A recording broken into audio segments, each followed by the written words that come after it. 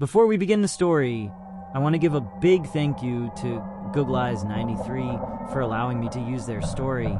If you want to see more of their stories, their Reddit will be posted in the description. Every small town has its own little quirks, legends, shit like that. Blackshear isn't any different, coming straight from a near lifelong resident, and there are plenty of weird things that you learn to not mess with early on. Unfortunately, I was a stupid-ass kid at one time, and my stupid-ass friends enabled a lot of things that, in hindsight, should have gotten us killed. Of course, we probably deserved it. We were pretty mischievous back in the days, before we had the money to do anything and had to make our own entertainment. It didn't take long to learn our lessons about what was safe and what wasn't, though. The first thing you'll need to know is that Blackshear is a small town in the heart of southeast Georgia. The old Okefenokee Swamp is right nearby. A bunch of old train yards mean there's always something rolling through, but otherwise it's a tiny place, all things considered. Plenty of old buildings along the main street, pretty small population, and definitely still learning to leave the antiquities of the South behind. Especially when I was growing up, because being a queer kid who didn't know much about who they were wasn't easy there. That's what led me to my little friend group. Evie, Nick, Avery, Chris, and a few others like Aaron and Sarah. Other than Chris and Nick, we were all in the same graduating class of 2012. Nick was a grade below us, and Chris was my best friend and neighbor who was about 2 years older. All amazing people, but we didn't always make the best decisions when it came to self-preservation. One of our favorite places to hang out was the park. It wasn't much, just a small playground, a couple of picnic tables, and a swing set. But it was right smack in the middle of town, easy enough for all of us to meet up with the most minimal of transportation, which was a good thing because I was the only one with a damned car, and everyone else was a freeloader.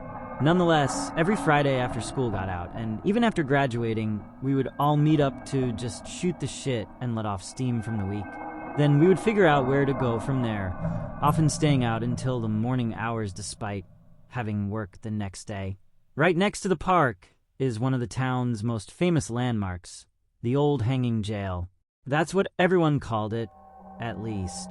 It was finally made a historic landmark back in 2020, with the state of Georgia even putting money forward to restore and maintain it. Though, I don't know if they would have done that if they knew what was in the place. I've had 2 experiences here. One as a small kid, only 10 years old. The next was nearly a decade later at 19. Before I knew what it was, my stupid self just thought it was a jail cell, suspended in the air. Yeah, the real thing is definitely much worse. This place isn't huge. It was built in 1894, brick and steel that's still there today, though in much worse shape. It's 2 stories, with the bottom being holding cells and the jailer's desk. The top floor was where it got the reputation from. I'm including one of the historical pages on it so you can get a better picture, but there's a cell up on the top floor for the more long-term occupants, and one solitary tower that juts out higher than the rest of the building. That's the interior gallows. One small, white door opens up to what amounts to a very tall closet. It extends above the jail, a noose hanging from the ceiling, and a drop down from the initial door. The idea was that any criminals deserving of the noose would walk through their final door with the rope on their neck, dropping into the empty space below. Then, the jailer and everyone else could avoid seeing the terror in the condemned person's eyes by just shutting the door until the deed was done. Impersonal and effective, the American way. Granted, there was never a hanging recorded in the entire history of the jail, which was shut down in favor of a larger police department right across the road and a separate jail just down the highway in the mid-1900s. Then the place was allowed to fall into disrepair over the years, with broken windows and rotting boards becoming the trademark of it. Despite all that, nobody ever put forward to take the place down, and the town continued to evolve as it decayed in the center, gathering graffiti and dust. Now, with all that in mind, even without any hangings actually happening in it, you're about to say, what the fuck? because the school system here has one hell of a way of teaching history. In 3rd grade, we took a local civics field trip. What that meant was basically taking a bus down to the courthouse on Main Street and making our way down from there. We went into the courthouse, saw where the cases were heard, visited the police department, the post office, then stopped off for sacked lunches in the park before heading back to school. Overall, pretty boring for a bunch of kids who just wanted to trade Yu-Gi-Oh cards. Now, I don't believe that the teachers wanted to fuck with us, but they definitely wanted to give us a scare considering it was early October at the time. Actually, it was the day after my birthday, now that I think about it. God, that just makes it worse in hindsight. Happy birthday, have some childhood trauma. So one of the last stops on the tour was a piece of Blackshear history. The fucking hanging jail. Now, 70-10-year-old kids in an old, rotting building doesn't seem like the best idea to me now at 30 years old. But hey, it was 2003, shit was weird. They paraded us into the small first floor, the old police chief accompanying us in and telling us the history of the place. The old cells were rusted, and the smell of mold is the most prominent memory I have of the place. Sebastian, one of my best friends through middle school, was joking around about something stupid, but all I can remember was the chill when we entered. It wasn't even cold out. We were barely into what we refer to in the South as false or false fall, where the temperature starts to cool off to a lovely 75 degrees high instead of the feeling of sweat on Satan's ballsack that permeates most of the year. Still, when we stepped into the hanging jail, I felt my bones chill, despite how warm it was. There was no reason for it either. Considering this place was so old, there was no ventilation other than the broken windows, with heat and mosquitoes coming and going as they pleased. We listened to the little spiel of the chief before they led us upstairs, which again, 70-10-year-old kids in a rotting jail that wasn't structurally sound on the best days was certainly a choice. There, the chief told us about what they used the gallows for. Again, we were 10, and opened the door to the chute so we could see. Now, I don't know if the noose was left up intentionally, but good lord, it was swinging around like there was a cyclone going in that closet. The next few minutes are something I still haven't forgotten 2 decades later. So when someone would get hung, they would close the door after they pushed them in. Then they would just go about their business for the rest of the day and take them down later, Chief said, miming pushing someone in before slamming the creaky door shut. Then, as he talked about coming back for them later, he opened the door again. There, now slowly swinging back and forth, was a body, neck bulging out from around the old, moldy rope that was suspending it. He was probably middle-aged, balding with wisps of dark brown hair falling over his face and ears. His mouth was open in a scream that didn't have any air to make it audible. Blood crusted around where the rope was digging into his pale blue skin. The part one remember the most, though, is his eyes, bulging out of his skull against the pale face. A disgusting yellow, with red fissures jutting from the edges, threatening to pop and escape their prison. I'm sure he was supposed to be dead, considering the state of his skin tone and the crusting blood, but I saw his hands and feet jerking sporadically, like he was still trying to escape his damnation. I started crying right then and there, freaking the hell out and melting down. I swear, the next week didn't allow me to think of anything else. Every time I closed my eyes, the only thing I could feel was his bulging eyes staring me down, almost looking right through me through time. Nobody knew why I was melting down. One of the teachers had to walk me out to get some fresh air, and I was almost to the point of puking from nausea. I thought I was going fucking crazy at only 10 years old, because nobody else seemed to notice the hanging corpse when Chief opened the door. My teacher called my mom to come pick me up when we got back, because I was, I don't know, terrified.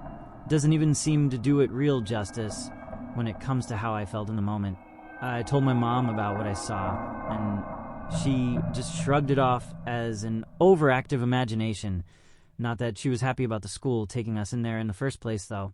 I had nightmares all night, thinking that the body was going to come get me at any moment, or that I would open my closet to get dressed the next morning and be face to face with him. But nobody believed me. The next morning was one of the first times I ever spoke to Evie. She came up to me at recess, worry on her face, and obviously terrified to speak. Her words suddenly validated me in a way that nothing else ever has. "You saw the hanging man, too?" That was one of the first memories I have with her, though we wouldn't become good friends until high school. Talking to her at the time, there was like a massive weight lifting off my chest. After a while, maybe a few months, the memory started to fade, and I told myself it was just something we imagined, like my mom said. I was always kind of a scaredy cat when I was a young kid, so it didn't take much.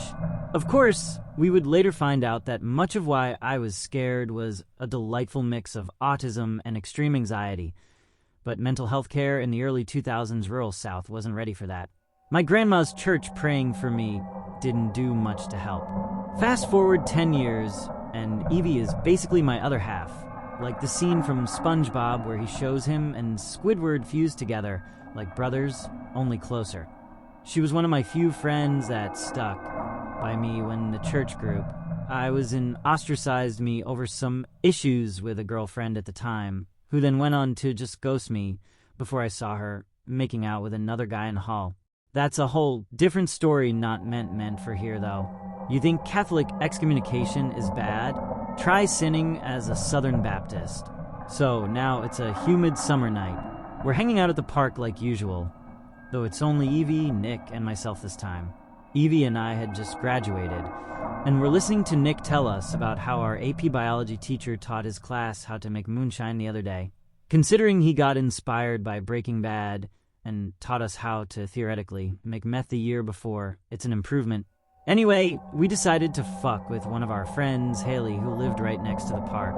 She couldn't come out that night because she was sick or had family over or something. I don't remember.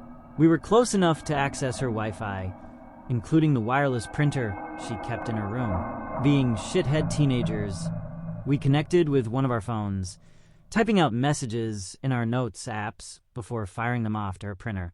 Evie went first, writing out send nudes and hitting print.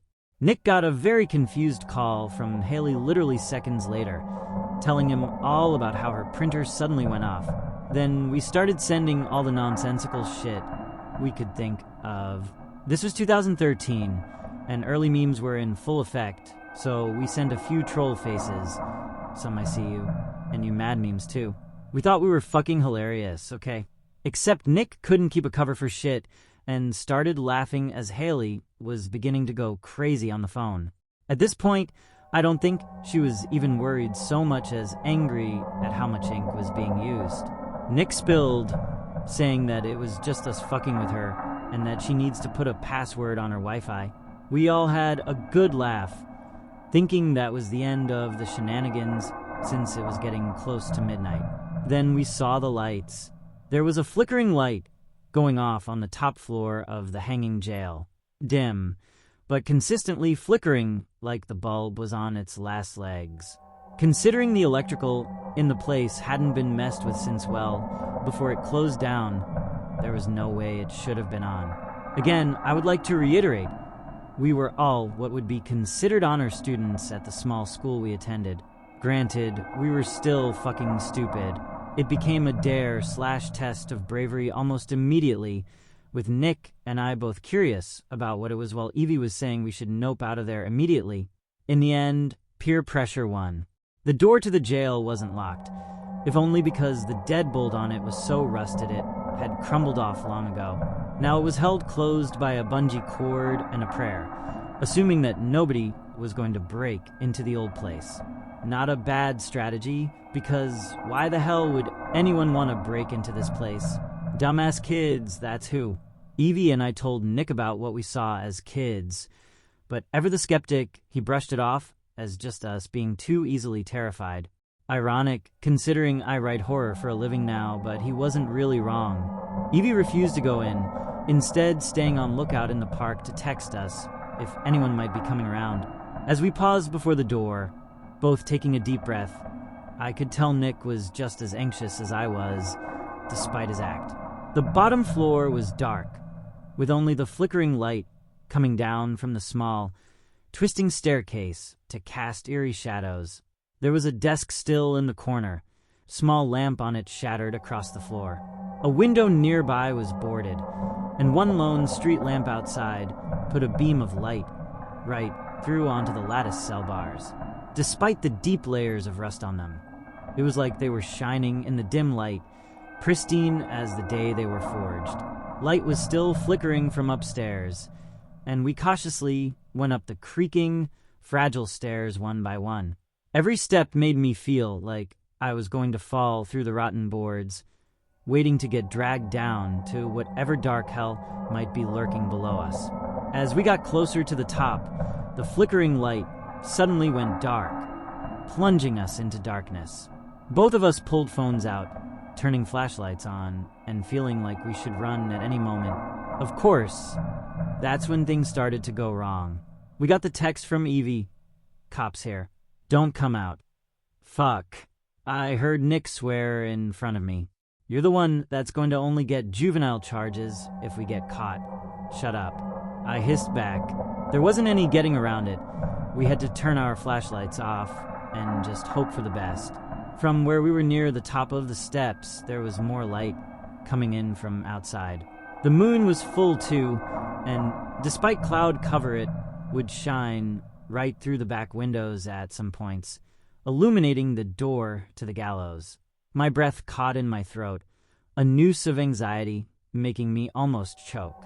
All the dust and mold up here didn't help much, but when the door slowly creaked open, light of the moon fading in dark clouds, Nick and I both reached a hand out to each other to confirm it wasn't the other fucking about in the shadows.